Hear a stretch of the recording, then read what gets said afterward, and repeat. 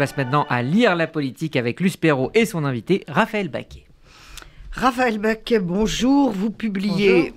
avec Vanessa Schneider une enquête impressionnante. Succession. Vous pénétrez au cœur du patronat français et vous avez réussi à rencontrer tous ces grands patrons, c'est vraiment le top, pour leur parler de leur mort.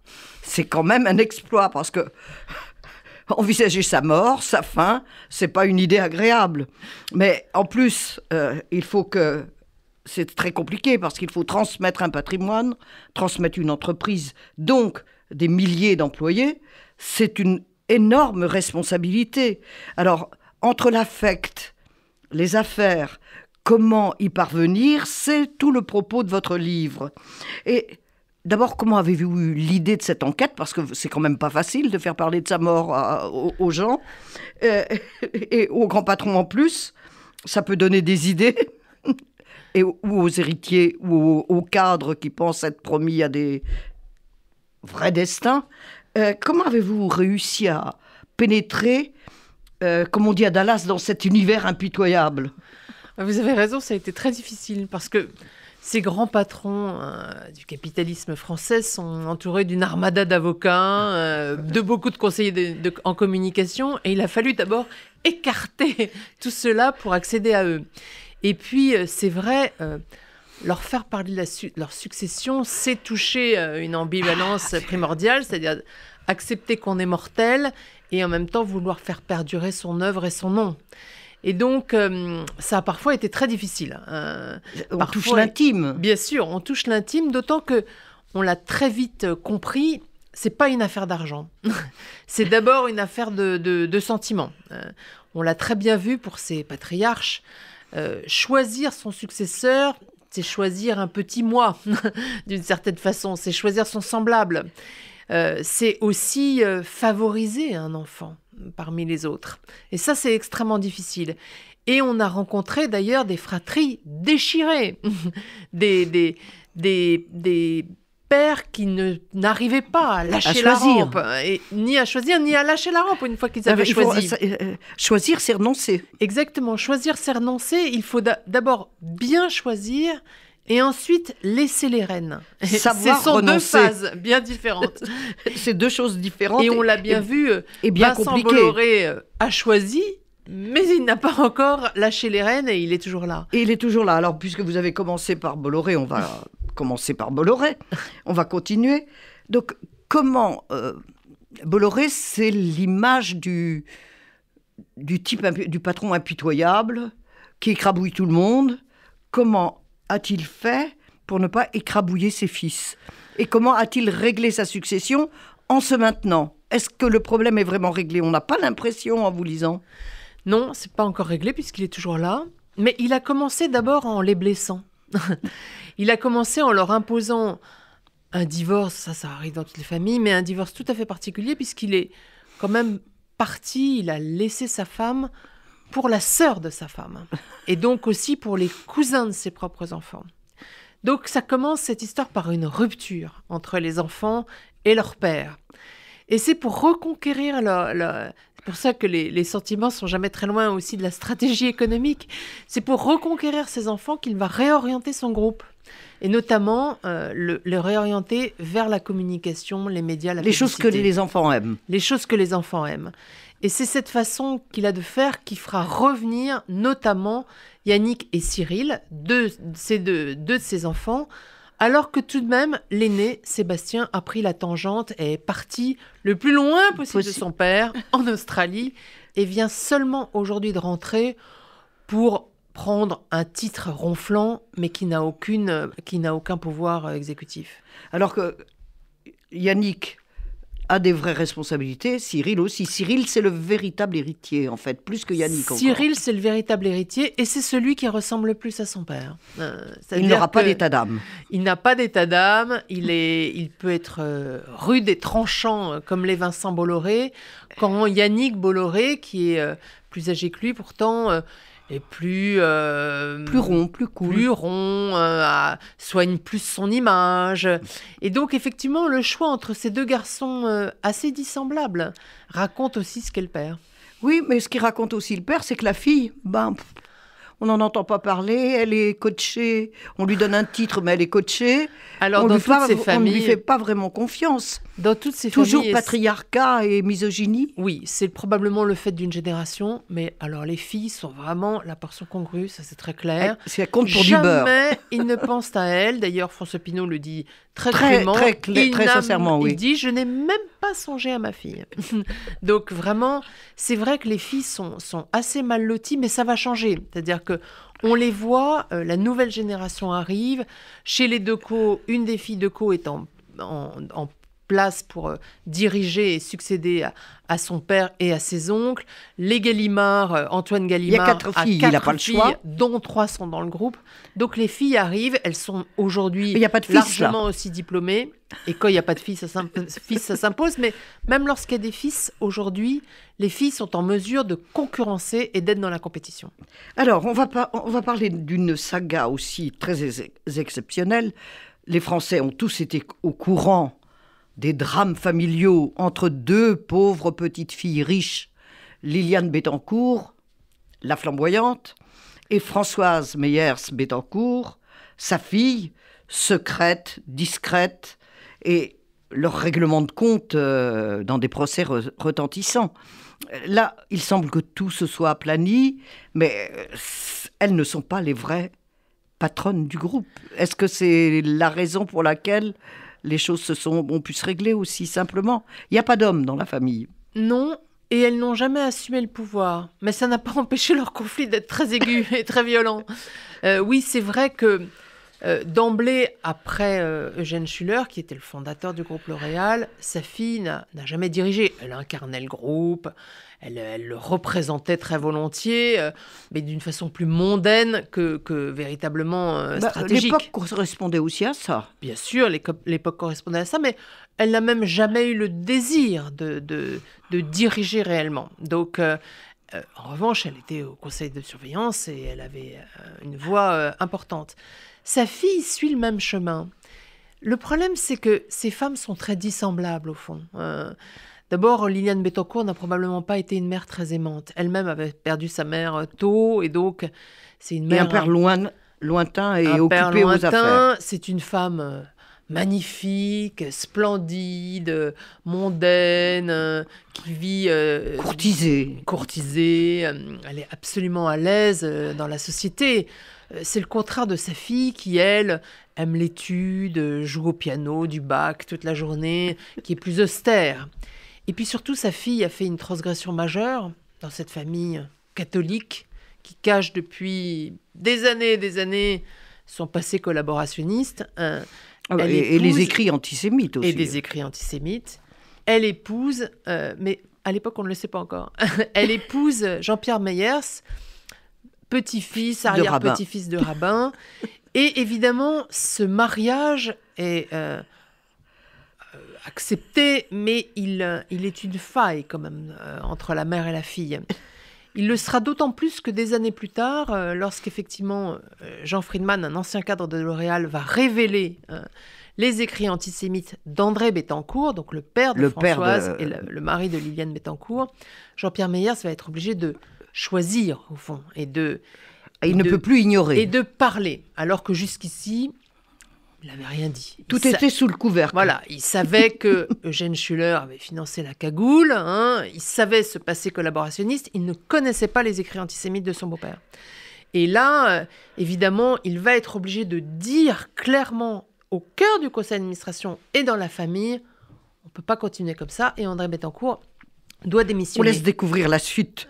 Et ça, c'est une faille formidable. dont on raconte vraiment les origines et les conséquences. Et les entre la mère et la fille. de ces conflits. Et aussi du passé.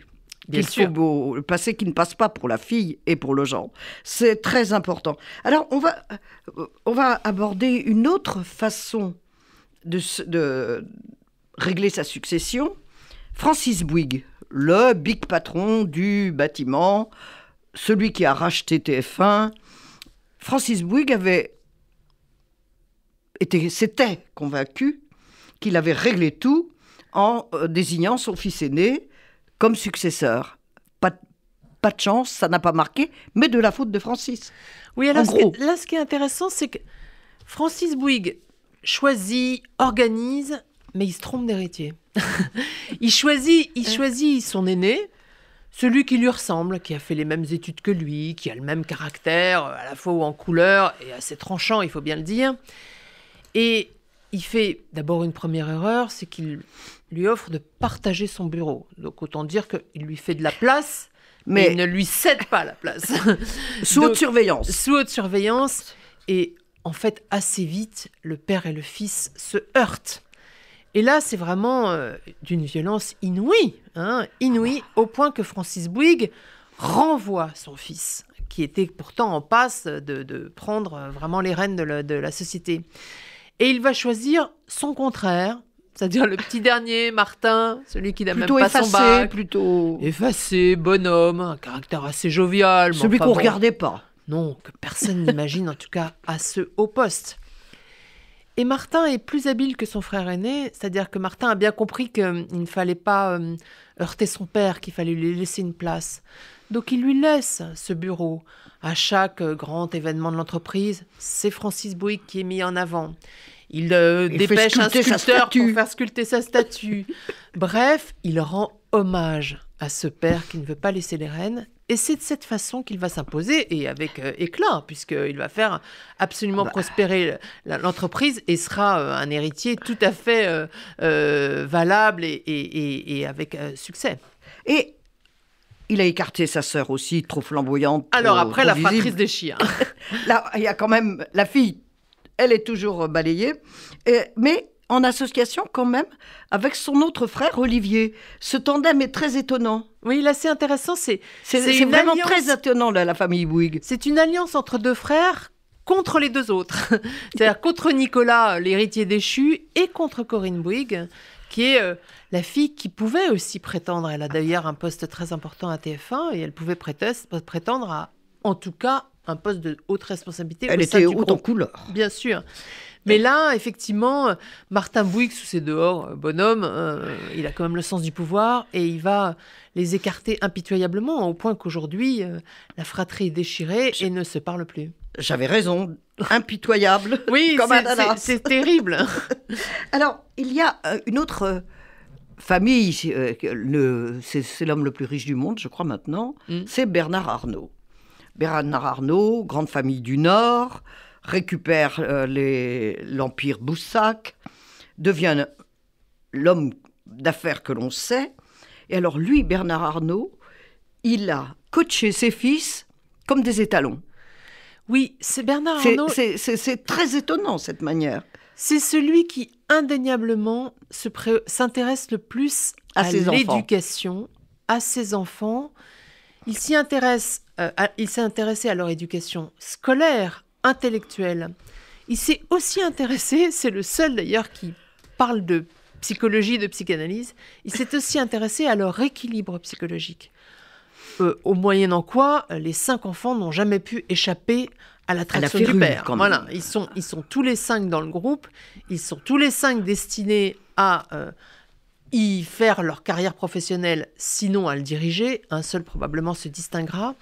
Et le père les a façonnés tels qu'il voulait qu'ils soient. Il les a effectivement entraînés comme des chevaux de course, surveillant leurs études très concrètement. C'est vraiment le seul patron... Les maths, Polytechnique en ligne. C'est le seul patron que nous ayons vu ainsi, qui vraiment faisait faire les devoirs à ses enfants, les a effectivement dressés pour qu'ils fassent les plus grandes écoles, et notamment Polytechnique, celle qu'il avait faite lui-même, et qui reste son grand modèle, une forme de religion des grandes écoles, comme en partage une partie de l'élite française. C'est important parce que ça fait partie du profil Polytechnique, c'est là où on recrute l'élite de la nation. Oui, c'est vrai, mais la plupart de ces héritiers ne s'embarrassent pas forcément des diplômes.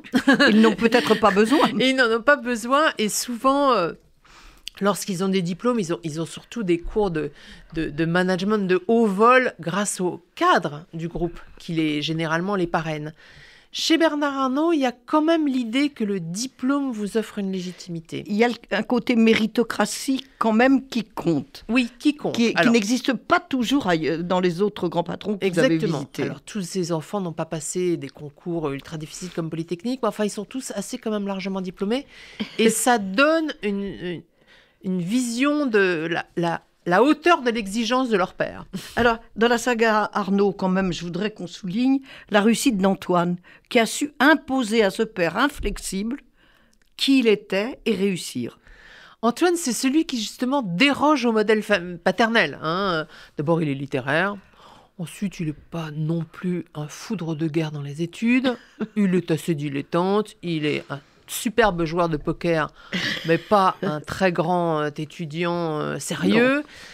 Et il va imposer cette espèce de sens de la communication qui est le sien à son père. Et finalement, son père va lui trouver une utilité dans le groupe. Et c'est effectivement celui qui assumera l'image du groupe et la com de LVMH. Et qui la représente très bien. Oui, en tout cas, il le fait. Il a imposé son profil.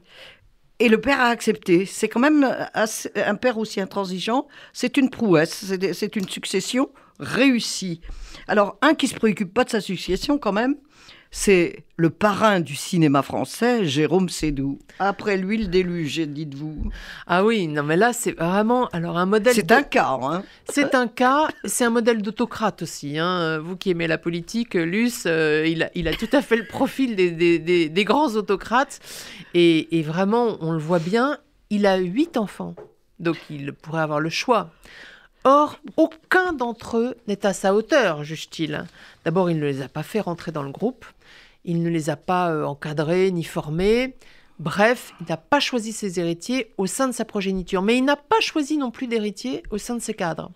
C'est-à-dire qu'à chaque fois qu'il a nommé un directeur général, qu'il l'a élevé et que celui-ci pouvait s'imaginer prétendre prendre la suite, il l'a licencié, mais d'une façon incroyablement brutale. Au sein de Pathé, on appelle ça les exécutions capitales. C'est vous dire à quel point tout le monde est terrifié. Et effectivement, il est tout à fait probable qu'après le décès de Jérôme Sédou, d'abord il veut mourir sur scène, hein, comme Molière, il veut rester jusqu'à la fin de sa vie, il a déjà dépassé les 80 ans largement. Mais il reste bon pied, bon oeil. Hein. Il est bon pied, bon oeil, mais enfin, il est probable qu'après sa mort, le groupe sera vendu. Oui. Donc, il préfère ça plutôt que de faire perdurer son nom, lui qui était lui-même un héritier de la famille Schlumberger. Oui. Alors, on va essayer d'aller très vite parce qu'on me fait signe qu'il va falloir rendre l'antenne. Bon, vous évoquez les Muliez que les Français ne connaissent pas. Il faut qu'ils lisent votre livre pour Ils connaissent leurs enseignes, Auchan. Auchan, Décathlon, Leroy Merlin, Boulanger, enfin... Ouais. Il n'y a pas besoin de citer toutes les grosses affaires dont ils sont propriétaires. Les Peugeot, ça parle à tout le monde, mais ils ne sont plus à la tête de l'entreprise. Les Decaux, c'est une réussite fantastique et à souligner. Les trois fils qui travaillent merveilleusement ensemble. Les Gallimard, il n'y a que des filles, mais ils semblent avoir accepté cette succession. Il y a François Pinault, qui, semble-t-il, a été le plus sincère dans ses réponses à votre égard. C'est celui qui a d'abord douloureusement choisi entre ses 3 enfants. Il a fallu en choisir un, donc évidemment c'est difficile. Il lui a laissé les rênes. Et là, il nous a raconté, très sincèrement d'ailleurs, la dépression qui s'en était suivie. Parce que c'est difficile de lâcher le pouvoir. Et pendant 1 an, il tenait absolument que François-Henri, son fils, vraiment lui succède et le remplace. Mais il a eu beaucoup de difficultés à accepter que le téléphone ne sonne plus et tout d'un coup à réaliser la forme de cour qu'il y a évidemment quand on a le pouvoir. Bien sûr. Et puis le père et le fils se sont entendus pour qu'ils reviennent avec sa propre activité et notamment cette grande collection d'art qu'il a lancée et qui fait rayonner le nom de Pinault dans le monde entier. Pour conclure, une succession totalement ratée, la succession de Jean-Luc Lagardère, l'homme qui se croyait immortel et qui a écrabouillé son fils. Oui, là, c'est vraiment le modèle même de ce qu'il ne faut pas faire, c'est-à-dire il néglige son fils, il le prive de sa mère après son divorce alors que Arnaud Lagardère n'a que 11 ans, puis il l'ensevelit pour compenser sous un déluge d'argent. Alors, manque d'affection, déluge d'argent, c'est les deux instruments de la catastrophe. Et effectivement, quand il mourra brutalement, Arnaud sera incapable de prendre la suite. D'abord, ce n'est pas son désir, ce n'est pas sa compétence, ce n'est pas... Ça l'ennuie. Ce n'est pas son rêve, ça l'ennuie. Et il ira jusqu'à démanteler son groupe, comme on le sait, et finalement à mettre en pièces l'œuvre de son père. Allô, docteur Freud. Exactement, c'est Freud au cœur du capitalisme français. Succession. Raphaël Baquet, Vanessa Schneider, c'est publié chez Albin Michel. Précipitez-vous dans ce livre. C'est la France que vous allez comprendre à travers cette enquête. Merci Luce Perrault, merci Raphaël.